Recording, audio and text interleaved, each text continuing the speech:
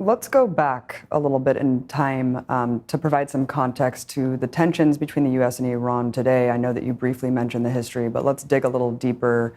And so in 1951, Mohammad Mossadegh is elected the prime minister of Iran. And part of the democratization of Iran and part of the struggle for anti-colonialization was nationalizing the oil fields, which is exactly what Prime Minister Mossadegh did with the support of the parliament. He nationalized the oil fields and took them away from Great Britain.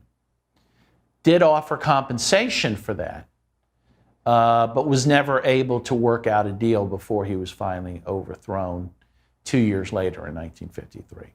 Very recently, the CIA released documents, which are internal documents about the coup against Mossadegh between 1951 and 1953.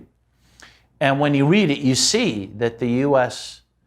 Did a lot of the things, by the way, that they do today in countries like the Ukraine, in 2014, in Venezuela, in Nicaragua. So one of the things they did was pay people to violently protest in Iran in order to cause chaos and to try to delegitimize the prime ministership of Mohammad Mossadegh.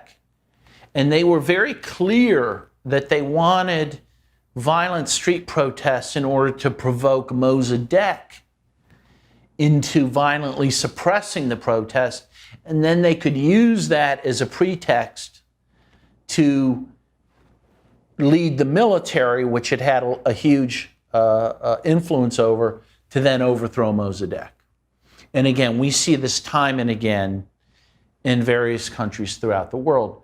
The interesting part of this, and very sad part, was that ultimately the U.S., through Kermit Roosevelt, who was the CIA bureau chief, and through their ambassador, U.S. ambassador to Iran, used old-time Persian hospitality to overthrow Mossadegh. So they were not able to get Mossadegh, who was a very nice guy and actually a very passive guy.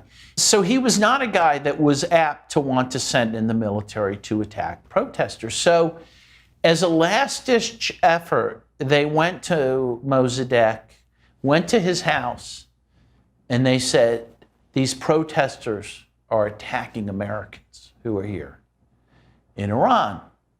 And they knew this would upset Mossadegh because Persians are very hospitable, particularly to their guests. They don't want any harm to come to them. He was greatly humiliated by this, Mossadegh, to know or to believe, though it wasn't true, that Americans were being attacked in Iran.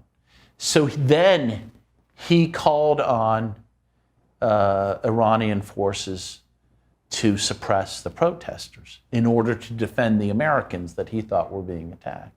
Wow. This was the pretext they needed, that they had been hoping for, that they had been working for.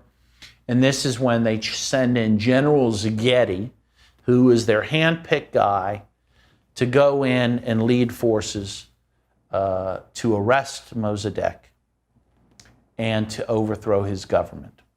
But yeah, that is the story of Iran. And what's very interesting about it, it was the first CIA-led coup in the world.